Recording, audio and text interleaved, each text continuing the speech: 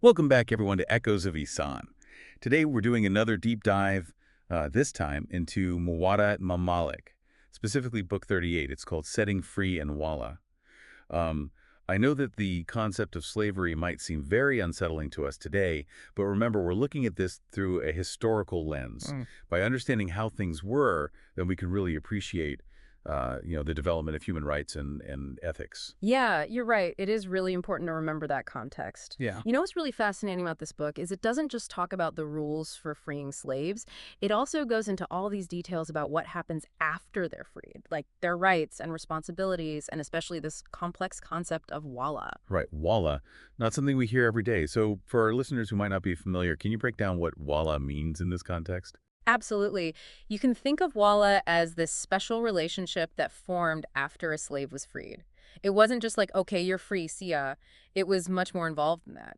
It entailed patronage, inheritance rights, and a sense of social responsibility towards the freed person. Think of it as a built-in support system to help them transition to a new life. So it was about providing more than just freedom on paper, but actually offering practical and social support to help them succeed. Exactly. And what makes Book 38 so interesting is it goes into all these crazy scenarios. Like, what if someone owns just part of a slave and wants to free their share? Is the slave then only partially free? Or what happens to a slave's stuff when they're emancipated? Imam Malik tackles all these questions, showing how Islamic law tried to be fair and balanced. I have a feeling this deep dive is going to be full of surprises. Let's start with this partial freedom thing. How did that actually work? Okay, so imagine three people jointly own a slave, right? One of them decides to free their third, maybe out of compassion or religious duty. Now, you might think this would create this weird situation where the slave is one-third free and two-thirds enslaved, but that's not how Islamic law saw it. Okay, I'm curious. How is this handled then? The idea was to free the whole person, if possible.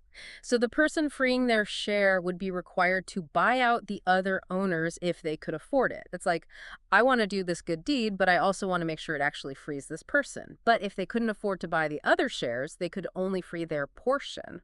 So even with good intentions, limitations existed. Yeah, for sure. Now, to understand this better, we have to compare it to when a master would free a part of a slave in their will. In those cases, after they died, only that specific portion of the slave would be free, not the whole person. Wouldn't a will be like the final word, though? Why not just free the whole slave? That's a really good question. And it shows how Islamic law balanced individual desires with broader principles. Islamic inheritance laws put limits on what you could give away in your will. Hmm. You couldn't just do whatever you wanted with your entire estate. It was more about making sure everyone got their fair share. So even after death, you were still bound by these principles of inheritance. Precisely. So if someone willed part of a slave to be free, it only applied to the share they actually owned. The other shares still belonged to other people who hadn't agreed to free the slave. It's like this super complex puzzle where all the pieces need to fit perfectly. Exactly. Now, to add another layer to this already complicated situation, the Muwatta says that freeing a part of a slave during a serious illness was seen differently than a regular bequest. Oh, wow. Okay, now we're getting into the interesting stuff. Tell me more about this difference. Well, when someone was critically ill, their actions carried more weight because of the situation. It was like a final decision that couldn't be changed, unlike a regular will. So basically, the context of the decision was important for interpreting it legally. Right. And because of that, the Muwatta says that if a master decided to free part of a slave while critically ill, they were actually obligated to free the whole slave, as long as it didn't cost more than the one-third of their estate they were allowed to give away. It's really incredible how much depth and nuance there is to this seemingly simple act of freeing a slave. This is challenging everything I thought I knew about this time period. And this is just the beginning. There's so much more to unpack. I'm excited to learn more. But before we move on, what's the most significant thing about these rules surrounding partial freedom? Well, it shows how important it was to completely free the slave whenever possible. Islamic law really wanted to prioritize full freedom, even when there were practical limitations.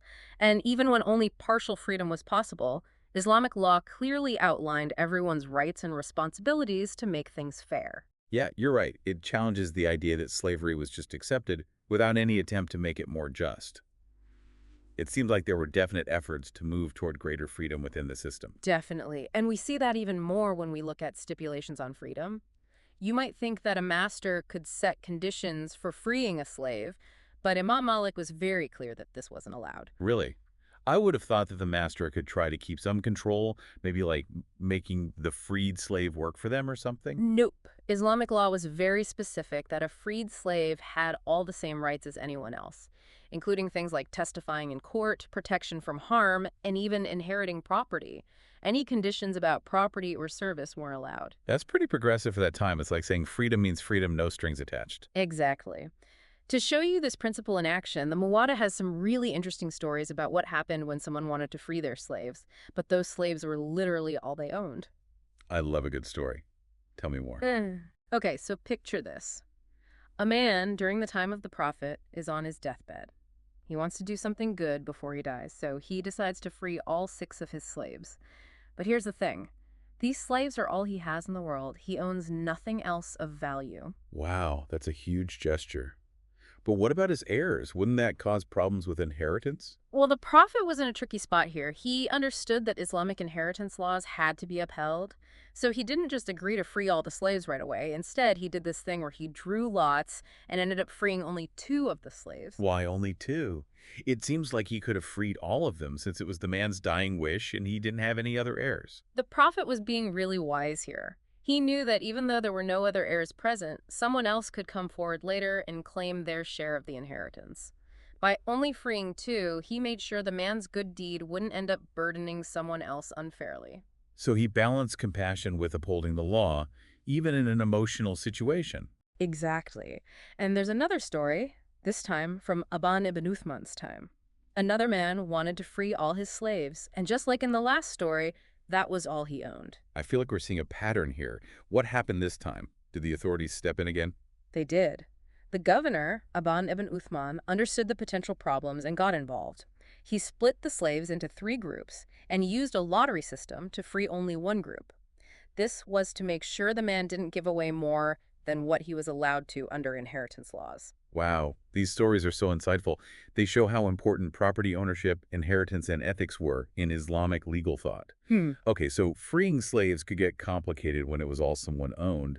But what about the slaves themselves? What happened to their stuff when they were freed? Islamic law is really clear and actually surprisingly progressive about that. The Muwatta says that freed slaves get to keep all their own property. It doesn't go back to their former master or get divided up. It's theirs to do what they want with. That makes sense. It wouldn't be fair to take away their things after giving them their freedom. But what about those slaves who were working to buy their freedom? I think they were called lukatab, right? Did they own anything even before they were completely free? Good point. Mukatab refers to slaves who had a contract with their master to buy their freedom, maybe through payments or by working it off. It was like a path to freedom that recognized they wanted to be free. And to answer your question, yes, even before they were fully free, they owned their own property. So even though they were still technically slaves, they still had the right to own things. Exactly. Islamic law says that the right to ownership is a fundamental part of being human, even for those who are temporarily enslaved. Their situation didn't take away their basic human right to own things.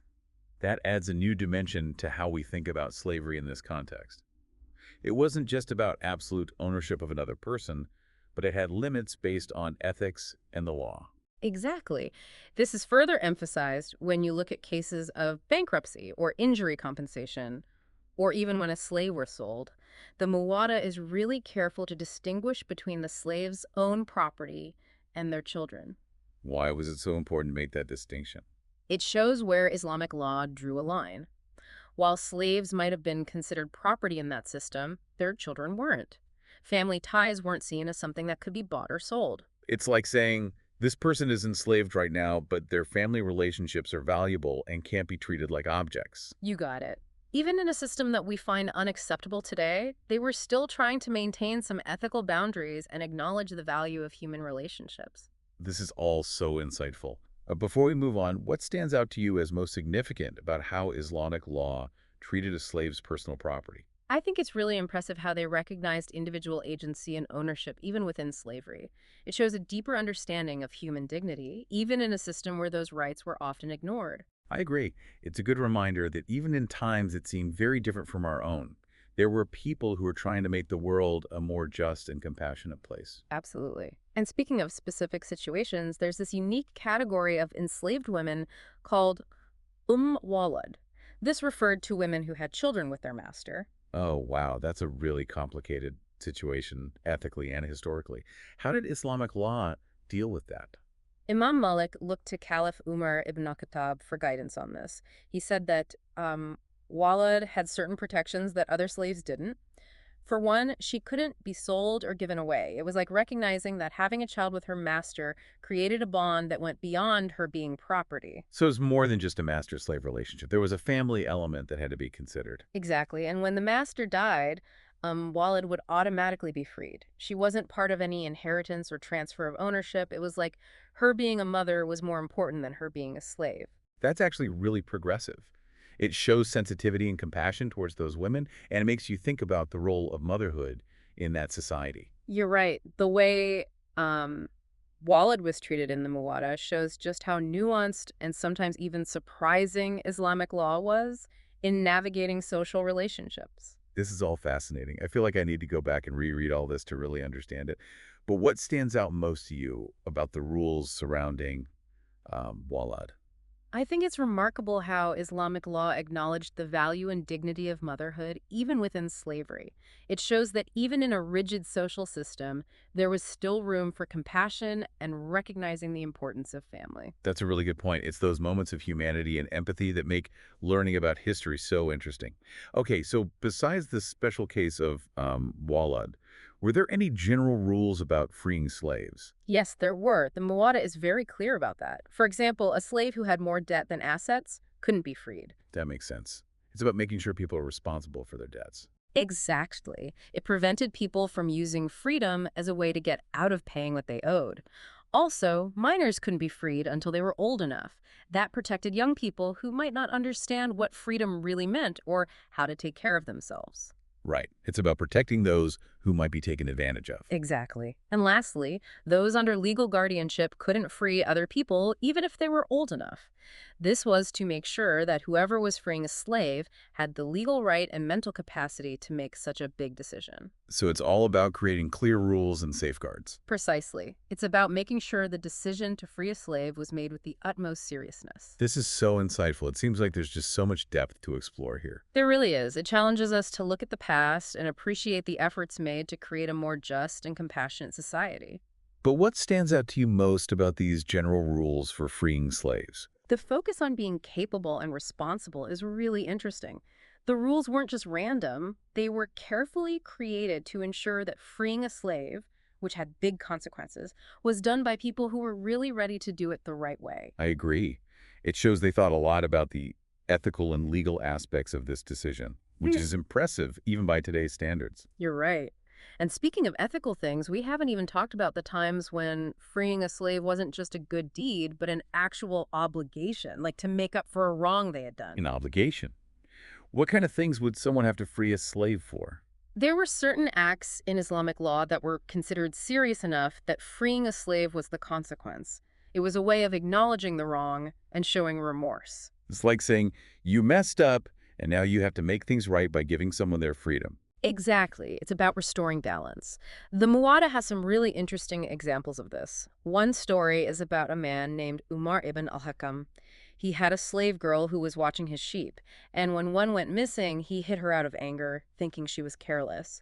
Later, he felt really guilty and asked the Prophet if he could free her as a way to atone for his actions. What did the Prophet say? Did he just agree? The Prophet was a very wise leader. He didn't just say yes or no right away. He first asked the slave girl about her belief in God and his message. He wanted to make sure that she was ready for this new life and that she had a strong foundation of faith. So it wasn't just a legal transaction. They cared about her spiritual well-being, too. Exactly. And after he confirmed her belief, the Prophet approved of freeing her.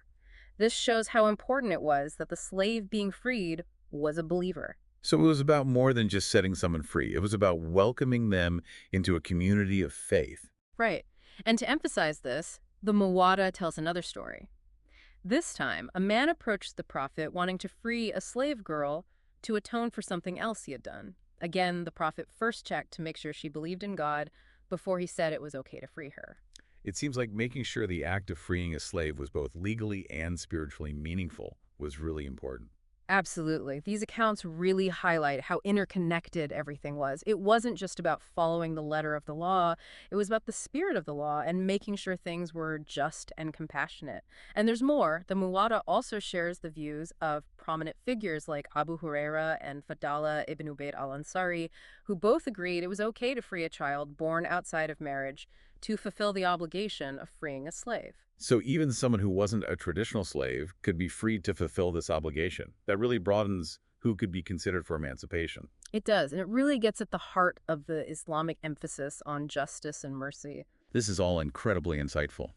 What do you think is the most important thing we can learn from these stories about freeing slaves as an obligation? To me, the biggest takeaway is that freedom isn't just a legal thing, it has deep spiritual and ethical meaning. The Prophet cared about the beliefs of the slaves and even allowed freeing a child born out of wedlock.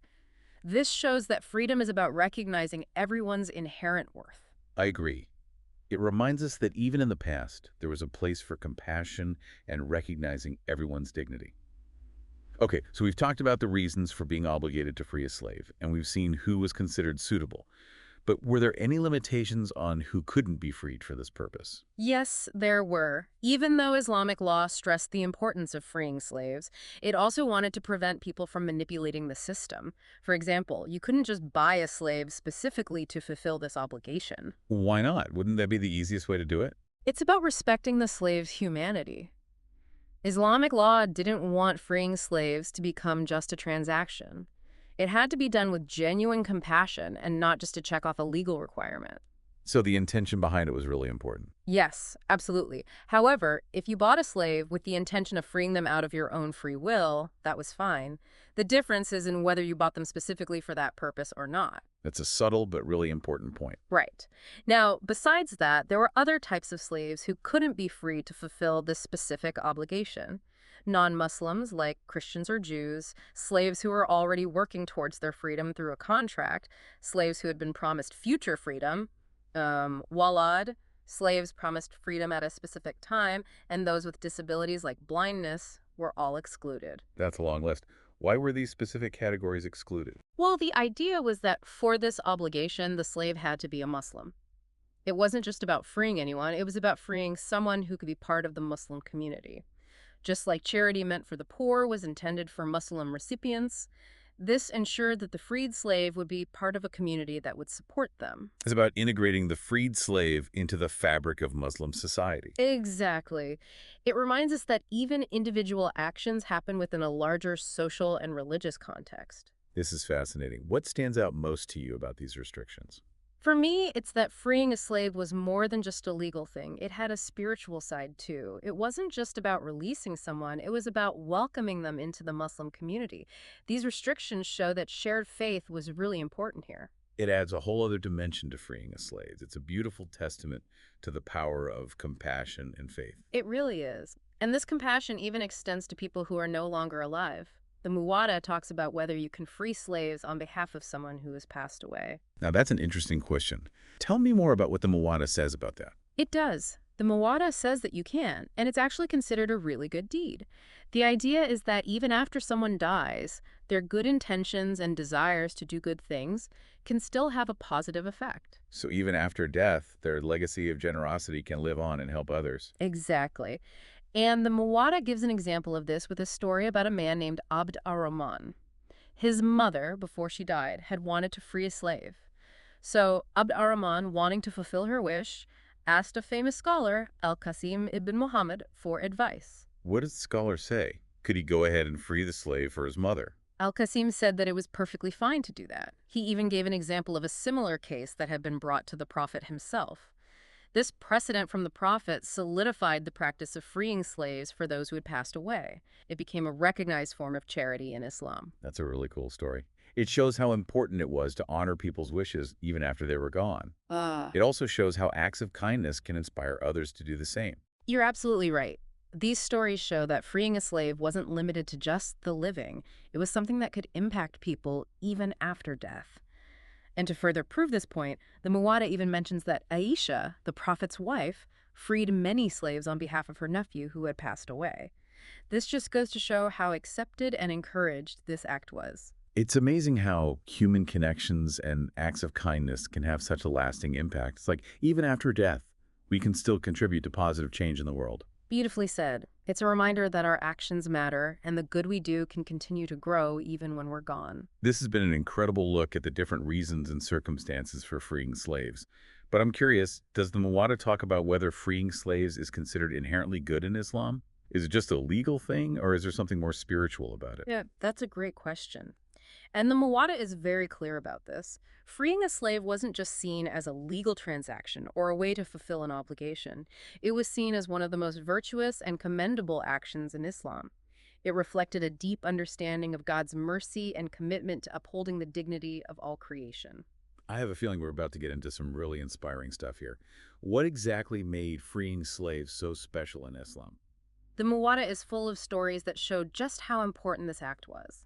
For example, someone once asked the Prophet what the best kind of slave to free was, and his answer, the most expensive and the most valuable to his master. Wow, that's powerful.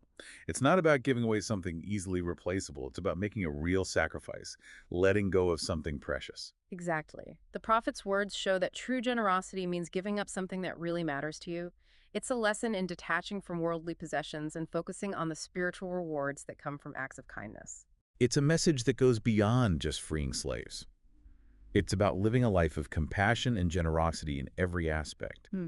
Does the Muwatta give us examples of people who went above and beyond when it came to freeing slaves? Of course it does. There are so many inspiring stories of people who embodied this spirit of liberation.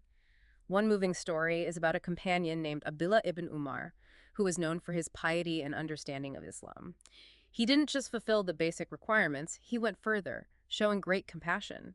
In one instance, he freed not only a child born outside of marriage, but also the child's mother. This act was really extraordinary because he was trying to keep a family together, showing that freedom wasn't just about the individual, but also about their loved ones. It's a beautiful example of how freeing a slave could be an act of love and recognizing the importance of family. Absolutely. It shows the transformative power of compassion and the ripple effects it can have on individuals and communities. This has been a truly enlightening discussion about the virtues and nuances of freeing slaves in Islam. But we've just scratched the surface. Now, I want to talk about wala rights and the conflicts that arose around them. Ah, yes, voila. It's such a fascinating and complex concept. It's a blend of social, economic, and legal considerations, and it shows how sophisticated Islamic law was in addressing these different aspects of human relationships. But before we jump into disputes over wala, let's quickly remind our listeners what it is. Yeah, good point. It's a complex topic. So, can you refresh our memory on what wala means in this context? Sure. Wala is the special relationship that formed between the person who freed a slave and the freed slave. It's about providing support and protection, including things like inheritance rights. Imagine it as a safety net built into society, designed to help freed slaves smoothly transition into their new lives. Got it. It's not just setting them free and forgetting about them. It's a recognized system of support and guidance. Exactly. Now, you might think that figuring out who gets these Walla rights would be simple, right? It would just go to the person who freed the slave. But it wasn't always that clear-cut. The Muwatta actually tells us about many disputes and disagreements about Walla, giving us a glimpse into how complicated things could get. Oh, I bet those disputes could get heated. Can you tell us about a specific case? Of course. There's this intriguing story about a slave woman named Barira. She wanted to buy her freedom and asked Aisha, the Prophet's wife, to help her. Her masters were willing to sell her, but they had a condition. They wanted to keep the Walla rights, even though they were giving up ownership. That doesn't seem fair at all. Why would they want to hold on to those rights? What was in it for them? Remember, Walla wasn't just symbolic. It had practical consequences, especially when it came to inheritance. By keeping the Walla rights, Barira's masters were trying to stay in control and maybe even benefit from her inheritance later on. It was a clever move, but the Prophet stepped in and stopped it. He said that the Walla belonged to Aisha because she was the one freeing Barira. He made it very clear that anything that goes against Islamic law is invalid. So he was basically laying down the law, making sure everyone understood the rules about wala. Absolutely. He wasn't going to let anyone exploit the system, especially when it came to someone's freedom. And this wasn't an isolated incident. There are two more stories in the Muwatta about Aisha trying to buy and free slaves, and both times she ran into the same problem with the masters wanting to keep the Walla rights. Each time, the Prophet made it clear that Walla goes to the person who frees the slave. Wow, he was definitely setting a clear precedent. No more playing games with people's freedom. Exactly. He knew how easily people could be taken advantage of in a system where slavery existed. He wanted to create a system that protected the vulnerable and followed the true spirit of Islamic law, which is all about compassion, justice, and fairness. It's inspiring to see how the Prophet worked to create a system that balanced individual rights with the need for order and ethical behavior. But even with the Prophet's rulings, I'm sure Walla disputes still happened, especially in more complex cases. Of course, human relationships can be complicated, and even the best laws can't predict everything. With Walla, things like family ties, inheritance, and social dynamics often created situations that required really careful thought and interpretation. I'm intrigued. What kind of complex cases are we talking about? For example, there's a case that Caliph Uthman had to decide. It involved a man named Zubair ibn al-Awwam, a well-respected companion of the Prophet. He had freed a slave who had fathered children with a free woman. Oh, that's an unexpected twist. Now it's not just about freeing one person, but also considering their family and descendants. You got it. Zubair, after freeing the slave, said that he had wala rights over the children too, even though their mother was a free woman. Wait, how could he have Walla rights over children of a free woman? Was that even allowed? That was the big question. The slave argued that the wala should belong to the mother's family since she was free, but Caliph Uthman, after thinking it over, decided in favor of Zubair. He said that because Zubair had freed the father, he also had the wala rights over the children. So it all came down to the act of freeing the father, even though the children weren't directly involved. It's like the Walla was inherited through the father, regardless of the mother. Exactly. This shows how wala was more than just about an individual. It could affect the legal and social status of their descendants. But not everyone agreed with this decision. The Muwatta tells us that Sayyid ibn Musayyab, another respected scholar, thought that if the slave father died before being freed, the wala of his children from a free woman would belong to her family instead. So even the experts had different opinions on these complex issues.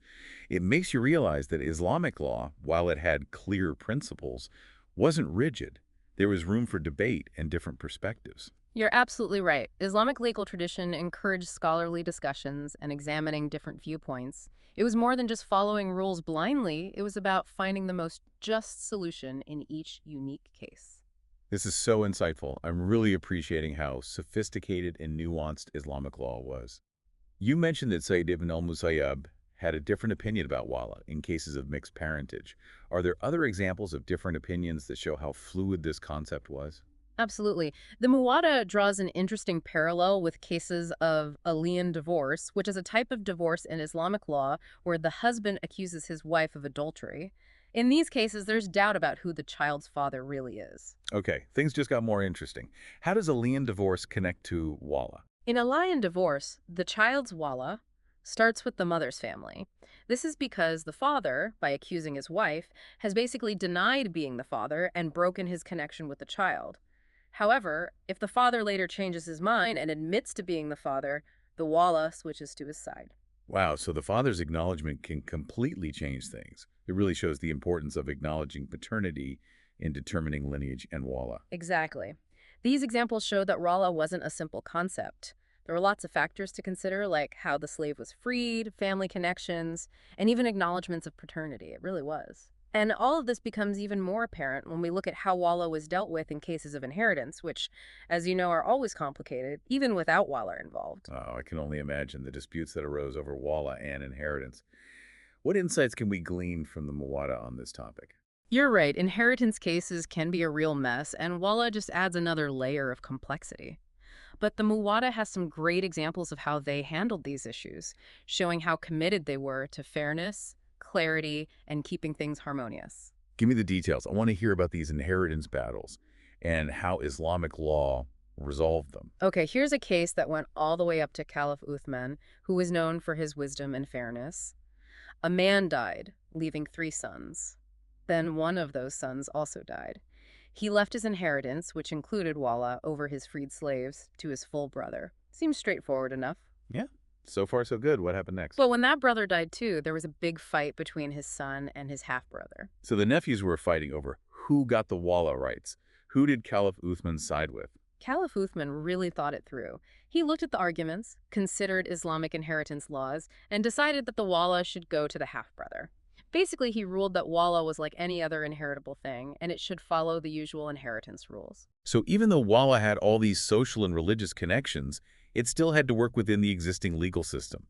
No special treatment just because it involved freed slaves. Exactly. It shows how Islamic law tried to incorporate all these different concepts into one big system to make sure things were fair and consistent. Okay, for our next case, let's jump ahead to the time of Aban ibn Uthman. We have a woman from the Juhayna tribe who was married to a man from the Banu al-Harith tribe. When she died, she left property and freed slaves. Now we're talking about inheritance between tribes. Did that create any problems? You bet it did.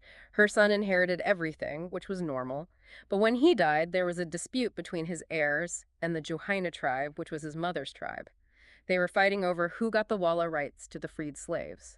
It was a clash between family ties and tribal loyalty. Who ended up winning that argument? Did blood relatives win out, or was it something else? Aban ibn Uthman was known for being a good judge. He listened to everyone's arguments and decided in favor of the Juhayna tribe, the mother's tribe. This suggests that in some situations the walla could go back to the original lineage, even if it had been passed down to a different family. So it wasn't always a simple path from the person who freed the slave to whoever inherited it.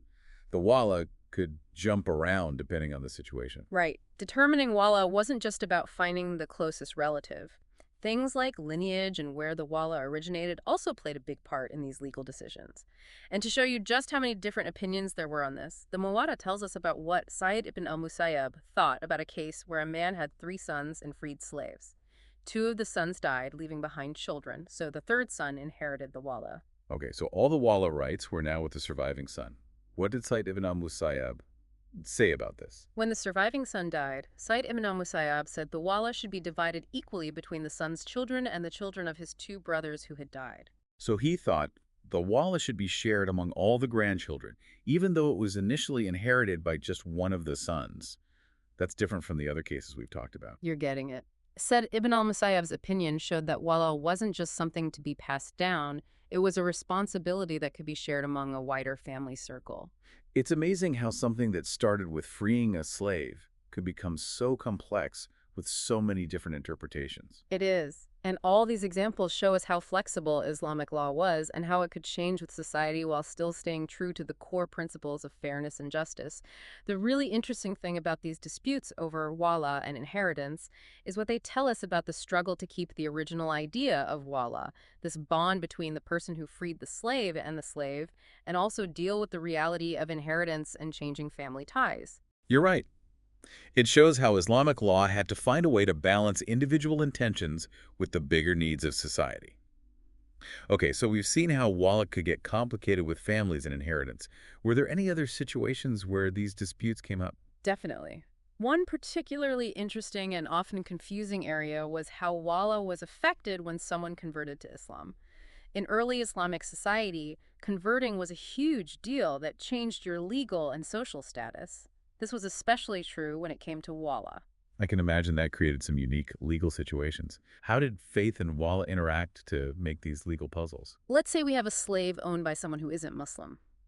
That slave decides to convert to Islam.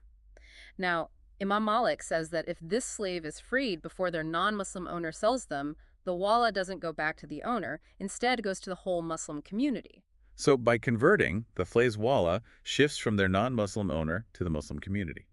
It's like recognizing their new faith and welcoming them into the fold. Exactly. It shows just how important converting to Islam was. But here's where it gets even more interesting. If the non-Muslim owner later also converts to Islam, you might think they'd get the walla rights back. But nope. The walla stays with the Muslim community, even though the former owner is now Muslim too. It's all about the timing then. Freeing the slave while still a non-Muslim means losing the Walla, even if they later convert. Exactly. It shows how much weight they put on your religious status at the moment of freeing the slave. The walla couldn't be claimed retroactively, even if things changed later. But hold on, there's a twist. If a non-Muslim frees a slave who's also not Muslim, and then they both convert to Islam later, the walla goes back to the original owner. Now my head's spinning. Why is it different in this case? Because they shared the same faith when the slave was freed. When they both become Muslim later, the Muslim community recognizes and respects that original bond. It's like their journey to Islam together validates the initial act of freeing and brings the wala back to where it started. So in this case, their shared faith creates a connection that's strengthened through their conversion. It's amazing how these little details can make such a big difference in the legal outcome. It really is. This shows how carefully Islamic law was thought out. It's incredibly nuanced and takes so many different things into account when figuring out wala. And just to add one final twist to this whole thing, the Muwatta gives us a really unique situation. Think about a Muslim child who's born to a non-Muslim parent who frees a slave. So we have a family where they have different religions. How did they handle wala in these cases where religious affiliation wasn't so clear-cut? If the freed slave is already Muslim when they're freed, the Muslim child, even though they're the heir, doesn't inherit the wala. Hold on, why not? Shouldn't the child who's Muslim get the wala, especially since their parent, although not yet Muslim, freed a fellow believer? Great question. This really shows how wala and faith were connected. Because the slave was already Muslim, the wala was seen as belonging to the whole Muslim community, not just one person. It's a beautiful example of how the Muslim community supports and takes care of each other. So it's like a symbol of togetherness and shared responsibility among Muslims. Exactly. But of course there's a catch. If the slave converts to Islam after being freed and before the owner converts, then the Muslim child does inherit the wala. Okay, I'm officially lost. Could you explain why the child inherits the wala in this specific situation? It's all about the timing and everyone's religious status. When the slave converts to Islam after being freed, but before the owner converts, it creates a special link with the Muslim child. That link is acknowledged through the inheritance of the wala. It's as if the slave's conversion aligns them with the Muslim child, creating a connection based on faith. This is mind-blowing. It really shows how much thought and detail went into Islamic law. It's not just about simple rules, it's about considering every little thing and making sure justice, fairness, and community responsibility are upheld in each case. You got it. And that's what makes the Muwatta Imam Malik so interesting. It gives us a look into a different time and challenges our assumptions about how things worked back then. I completely agree. This deep dive has been an amazing learning experience. I feel like I have a much better understanding of this period in Islamic history. Before we finish, can you sum up the main point of Book 38 in one sentence? What's the key takeaway for our listeners? I would say that Book 38 shows us that true freedom in Islam is not just about legal freedom, it's also about becoming part of the community and growing spiritually, both for the individual and the community. It's about recognizing that everyone deserves dignity and creating a society where that dignity is protected. That's a beautiful way to put it. It really captures what we've talked about today. Thank you so much for sharing your expertise with us. It was my pleasure. And to all our listeners, don't stop exploring these topics. Read these historical texts, listen to different opinions, and challenge yourselves. The more we learn about these complex issues, the better we can make the world a more just and compassionate place for everyone. That's great advice. So everyone, keep learning, keep those minds open, and keep those aha moments coming. Until next time, may your journey of discovery continue to inspire you.